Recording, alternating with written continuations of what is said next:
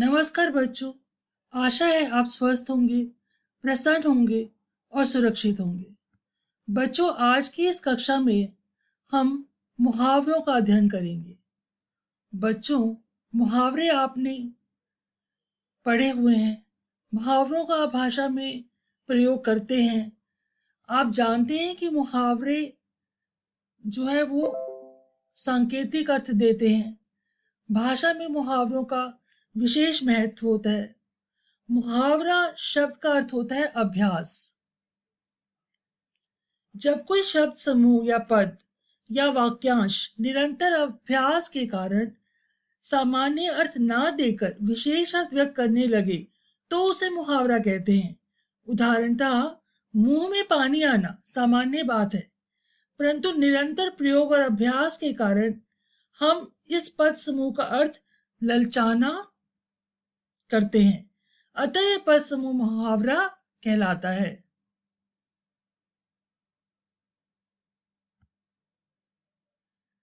तो हम कह सकते हैं मुहावरा जो वाक्यांश अपने साधारण अर्थ को छोड़कर किसी विशेष अर्थ को व्यक्त करे उसे मुहावरा कहते हैं।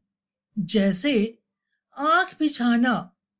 आंख बिछाना का क्या अर्थ होता है? प्रतीक्षा करना। आंख बिछाना मतलब यहाँ पे आंखें बिछाना नहीं है। आंखें बिछाना मतलब आंखें किसी की इंतजार में आंखें लगाए रखना। तो उसका क्या प्रचलन हो गया? प्रतीक्षा करना।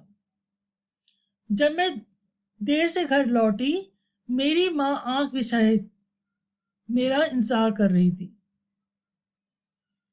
कान पर जू तक ना रेंगना मतलब कि कुछ असर न होना। पिताजी बच्चों को समझाते रहे, परंतु उनके कान पर जू तक न रेंगी। मतलब वो अपने कामों में लगे रहे, कुछ असर नहीं हुआ। तो यहाँ पे कान पर जू ना रेंगना का शाब्दिक अर्थ नहीं है। उसमें छिपा हुआ जो अर्थ व्यक्त हो रहा है अभ्यास के द्वारा जो प्रचलन में आ गया वह अर्थ है। भैंस के आगे बीन बजाना। मूर्ख व्यक्ति को ज्ञान की बातें समझाना। इसका मतलब ये नहीं कि भैंस के आगे खड़े होकर बीन बजा रहे। इसका मतलब है कि वो ऐसा मूर्ख व्यक्ति है जिसे कितना भी समझा लो कोई बात समझ नहीं आती है। उसके आगे तो ऐसा है, भैंस के आगे बीन बजाना। जैसे जैसे भैंस को तो सुनाई नहीं देता ना, उसके आगे आप बीन बजाते रहोगे तो भी उसके ऊपर कोई असर नहीं होगा। मुहावरों की पहचान व महत्व। विशेष अर्थ को प्रकट करने वाले वाक्यांश को मुहावरा कहते हैं। अब ये बात तो आपको समझ आ गई होगी ना कि मुहावरे का जो शाब्दिक अर्थ है वो नहीं होता, उसका कोई विशेष अर्थ प्रकट हो रहा होता है। मुहावरा पूर्ण वाक्य नहीं होता, इसलिए इसका स्वतंत्र रूप से प्रयोग नहीं किया जा सकता। इसका प्रयोग हम किस में करते हैं? वाक्यों में ही करते हैं। ऐसे वाक्यांश, वाक्यांश मतलब होता है वाक्य का अंश, पूरा वाक्य नहीं, वाक्य का अंश, जो सामान्य अर्थ का बोध ना कराकर किसी विलक्षण अर्थ की प्रतीति कराए उसे मुहावरा कहते हैं। जो सामान्य अर्थ का बोध ना कराकर मतलब जो शब्द का जो अर्थ निकल रहा है वो अर्थ ना होकर किसी विलक्षण मतलब किसी अनोखे अर्थ की प्रतीति कराए उसे मुहावरा कहते हैं। और मुहावरे ही हमारे समाज में निरंतर अभ्यास से प्रचलित हो गए हैं।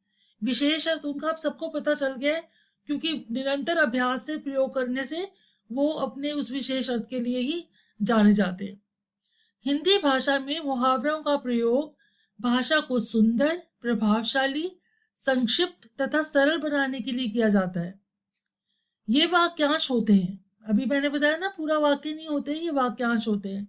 इसका प्रयोग करते समय इनका शाब्दिक अर्थ ना लेकर विशेष अर्थ को ले लिया जाता है। इनके विशेष अर्थों में कभी बदलाव नहीं होता, ये हमेशा एक जैसे रहते हैं, क्योंकि निरंतर अभ्यास द्वारा ये प्रचलन में आ चुके होते हैं।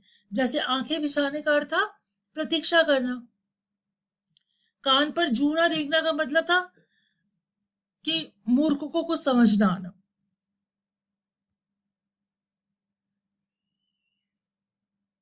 ये लिंग वचन क्रिया के अनुसार वाक्यों में प्रयुक्त किए जाते हैं। मुहावरा एक ऐसा वाक्यांश है जो रचना में अपना विशेष अर्थ प्रकट करता है। मुहावरा अरबी भाषा का एक शब्द है जिसका अर्थ होता है बातचीत करना या फिर उत्तर देना। मुहावरे की विशेषताएं। अब हम जानें कि मुहावरे की क्या विशेषताएं होती हैं। मुहावरे का प्रयोग वाक्य के प्रसंग में किया जाता है, अलग नहीं। अलग से स्वतंत्र रूप से मुहावरे का प्रयोग नहीं होता। उसका प्रयोग कहाँ पर होता है? वाक्य में ही उसका प्रयोग होता है और प्रसंगानुकूल उसका प्रयोग किया जाता है। मुहावरा अपना असली रूप कभी नहीं बदलता है। उसे पर्यायवाची शब्दों में अनुदित नहीं किया जा सकता है। किसी भी मुहावरे में उसकी जगह पे पर्यायवाची शब्द नहीं लगा सकते।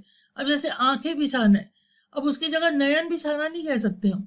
आंखें बिछाना ही प्रयोग प्रचलन में है, तो आंखें बिछाना ही प्रयोग होगा। मुहावरे का शब्दार्थ ग्रहण नहीं किया जाता है, उसका केवल विशेष अर्थ ही ग्रहण किया जाता है। अब ये जैसे आपको यहाँ पे भी समझ है, आंखें बिछाना में भी उसका जो शब्दार्थ नहीं ग्रहण किया जा रहा, उसका विशेष अर्थ है प्रतीक्षा करना, इंतजार करना। तो वो उसी अर्थ में वो प्रचलित हो गया है। निरंतर अभ्यास द्वारा हम पहचानने लगते हैं कि उसका विशेष अर्थ क्या है।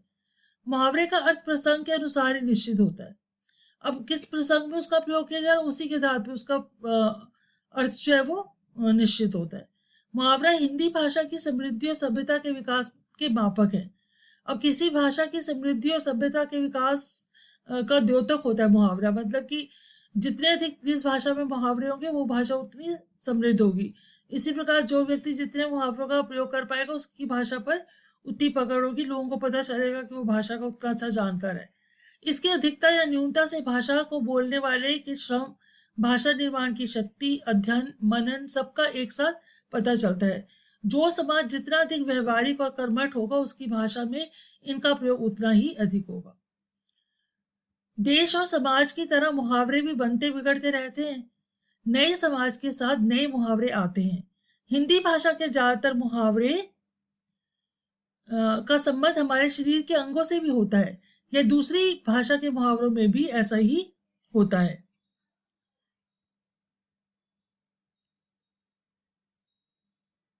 अब हम जानेंगे कुछ मुहावरे और उनके अर्थ। अभी तक आपको ये तो बच्चों समझ आ गया होगा कि भाषा में मुहावरों का विशेष महत्व होता है। मुहावरों से भाषा में संक्षिप्तीकरण आता है, भाषा प्रभावशाली बनती है, और जो लोग मुहावरों का ज़्यादा प्रयोग करते हैं पता चलता है क्योंकि भाषा के ऊपर कितनी अच्छी पकड़ है। दूसरा, हमने ये भी जाना कि मुहावरे जो होते हैं वो शब्द पूरे वाक्य नहीं होते हैं, वाक्यांश होते हैं, और वो वाक्यांश जो होते हैं वो वाक्यों में प्रयोग होते हैं, प्रसंगानुकूल प्रयोग होते हैं, और वे अपने शाब्दिक अर्थ को छोड़कर कोई विशेष अर्थ को प्रकट करते हैं, और निरंतर अभ्यास द्वारा हम ये सीख जाते हैं। और हर मुहावरे का क्या विशेष अर्थ है ये समाज में सभी को पता होता है क्योंकि अभ्यास द्वारा वो प्रचलन में आ चुका होता है। तो अब हम जानेंगे कुछ मुहावरे, उनके अर्थ और वाक्य। अंधे की लकड़ी एकमात्र सहारा। अब अंधे की लकड़ी का शाब्दिक अर्थ तो क्या बनेगा ना, लकड़ी, अंधे व्यक्ति की हाथ की लकड़ी, मगर यहाँ पे इसका व्यंजित अर्थ क्या है? एकमात्र सहारा। इस मुहावरे का अर्थ है एकमात्र सहारा। मानव अपने माता पिता के लिए अंधे की लकड़ी है कि वो ही उनका बुढ़ापे का सहारा है। अक्ल पर पत्थर पड़ना। अब अक्ल मतलब होता है बुद्धि, बुद्धि पर पत्थर पड़ जाना। अब इसका मतलब क्या है कि बुद्धि नष्ट होना, पत्थर पड़ना मतलब नष्ट होना। यहाँ पे ये नहीं कि पत्थर उठाकर बुद्धि पे मारना, ऐसा नहीं है, बुद्धि नष्ट होना।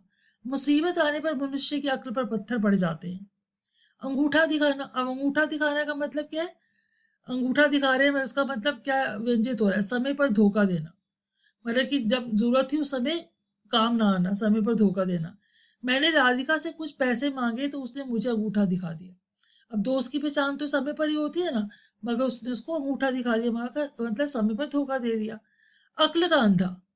अक्ल का अंधा मतलब अक्ल से अंधा कोई आंखें की ज्योति ना होना अंधा कहलाता है, मगर कोई अक्ल से अंधा कैसे हो सकता है? मूर्ख व्यक्ति को कहा जाता है कि वो तो अक्ल का अंधा है। राजेश अक्ल का अंधा है, वह किसी के समझाने से मानता ही नहीं है। कुछ लोगों को कितना भी समझाओ ना उनको समझ नहीं आती है। ऐसे लोगों के लिए क्या प्रचलन में? अक्ल का अंधा। मूर्ख है, वो इतना मूर्ख है तो उसकी जगह पे क्या कहा जाता है? वह तो अक्ल का अंधा है, उसको कितना भी समझा लो उसको बात समझ में नहीं आती है। अब देखिए, आग बबूला होना। आग बबूला होना मतलब आग बबूला, आग से भर जाना नहीं है, क्रोधित होना है। मेरे फेल होने पर माता जी आग बबूला हो गई। आकाश पाताल एक करना मतलब आकाश तो ऊपर आकाश है और नीचे पाताल धरती के नीचे है। अब आकाश पाताल एक करना संभव कार्य नहीं है ना, तो उसको करने के लिए बहुत मेहनत करनी पड़ती है। तो यहाँ पे व्यंजित अर्थ क्या है? बहुत मेहनत करना। सुजाता ने प्रथम श्रेणी प्राप्त करने के लिए आकाश पाताल 1 कर दिया। तो यहाँ पे आकाश पाताल 1 करने का मतलब क्या है? बहुत अधिक मेहनत करना। कक्षा में प्रथम आने के लिए उसने आकाश पाताल 1 कर दिया। आनन फानन में, मतलब कि आनन फानन में मतलब बिना किसी देर के उमेश ने आनन फानन में 2 किलोमीटर की दौड़ लगा दी। आनन फानन में मतलब देखते ही देखते, बिना देर करे, देखते ही देखते, मतलब बहुत तेजी से। आंखों का तारा, अब आंखों का तारा मतलब बहुत प्यारा होना। अब आंखों का कोई तारा ऐसा कोई चीज नहीं, मगर इसका मतलब क्या है? वो तो अपने माता पिता की आंखों का तारा है। अकेली संतान माँ बाप की आंखों का तारा होती है, बहुत प्यारी होती है, उन्हें बहुत प्यारी होती है। आंखों में धूल झोंकना, अब उठा के धूल आंख में झोंकना मतलब नहीं है कि धूल उठा के आंख में झोंक दी। इसका व्यंजित अर्थ क्या है? धोखा देना। डाकू पुलिस की आंखों में धूल झोंक कर भाग गए। तो अब आपको समझ आ रहा होगा ना कि यहाँ पे शाब्दिक अर्थ ना होकर व्यंजित अर्थ होता है, मतलब एक कोई विशेष अर्थ होता है। तो मुहावरे जो है विशेष अर्थ को प्रकट करते हैं, और जब हम इसका वाक्य में प्रयोग करते हैं, जैसे यहाँ पे देखिए आंखों का तारा, अकेली संतान माँ बाप की आंखों का तारा होती है। तो यहाँ पे ये जो क्रिया लगती है ना वाक्य में प्रयोग होते समय, वो वो उसके कर्ता के अनुसार लगती है, तो मुहावरे का उस तरह से प्रयोग हो जाता है। अब होता अगर राम होता, अगर राम अपनी माता पिता की आंखों का तारा है, तो यहाँ पे क्या होता है? यहाँ अलग तरह का प्रयोग हो गया, तारा है। तो इस प्रकार से वो कर्ता किस तरह से कार्य कर रहा है उसके अनुरूप ही मुहावरे का प्रयोग होता है। आंखों में धूल झोंकना, डाकू पुलिस की आंखों में धूल झोंक कर भाग गए। अगर होता कि चोर पुलिस की आंखों में धूल झोंक कर भाग गया, तो चोर के लिए एक वचन की क्रिया आ जाती भाग गया, और यहाँ पे आंखों में धूल झोंक कर भाग गए। तो इस प्रकार से वो प्रयोग जो है वो उसी के आधार पर होता है कि जैसा जरूरत होती है। आटे दाल का भाव मालूम होना, कठिन समय की समझ होना। जब जिम्मेदारियां निभाने लगोगे तब आटे दाल का भाव मालूम होगा। मतलब कि जब तुम्हारे ऊपर जिम्मेदारी आएगी तब तुम्हें समझ आएगा कि समझदारी अनुभव क्या बड़ी चीज है। आवाज उठाना, विरोध करना, गुंडों के खिलाफ आवाज उठाना आम बात नहीं है, मतलब हमें ऐसे भी कह सकते हैं अन्याय के खिलाफ हमें आवाज उठानी चाहिए। आसमान सिर पर उठाना, शोर मचाना। स्कूल के बच्चों ने आसमान सिर पर उठा लिया, मतलब कि वो कक्षा में अध्यापिका नहीं आई होंगी तो उन्होंने आसमान सिर पर उठा लिया, बहुत शोर मचाने लगे। ईद का चांद होना, ईद का चांद होना मतलब बहुत दिनों के बाद दिखाई देना। तुम्हें देखने को तरस गए मित्र, तुम तो ईद का चांद हो गए। ईद का चांद जो कभी कभी दिखाई देता है ना, उसी तरह से तुम भी कभी कभी दिखाई देते हो। ईंट का जवाब पत्थर से देना, किसी की दुष्टता का करारा जवाब देना। भारतीय सेना ने शत्रु का सामना करते समय ईंट का जवाब पत्थर से दे दिया। तो इस प्रकार आपने क्या देखा, यहाँ पे सभी मुहावरे जो है ये जो है एक विशेष अर्थ को प्रकट कर रहे हैं। आसमान सिर पर उठाना, आसमान तो कोई सिर पर उठा नहीं सकता है, इसका मतलब है कि बहुत अधिक शोर करना। तो जब अध्यापिका कक्षा में नहीं आई तो बच्चों ने आसमान सिर पर उठा लिया। आवाज उठाना मतलब है आवाज को उठा नहीं सकते हम, मगर मतलब क्या है? विरोध करना, किसी चीज के खिलाफ आवाज उठाना। तो इस प्रकार से इनका जो है वो अर्थ जो है वो एक विशेष अर्थ की ओर ये प्रकट करते हैं, विशेष अर्थ को ये प्रकट करते हैं, मतलब विशेष अर्थ बताते हैं। तो इस प्रकार से हमें इनको अभ्यास द्वारा हम सीख सकते हैं। तो बच्चों अभी कुछ मुहावरे यहाँ पे मैंने आपको बताए हैं, बाकी आप अपनी पुस्तकें तो आपको मिली नहीं है, मगर आप बाद में जब पुस्तकें मिलेगी तो आप व्याकरण की किताब में बहुत सारे दिए हैं, उनसे अभ्यास कीजिएगा। इसके साथ मैं आपको एक कार्यपत्र दूंगी, और जो आपको पूरा करना होगा वो मैं कार्यपत्र आपको कल दूंगी।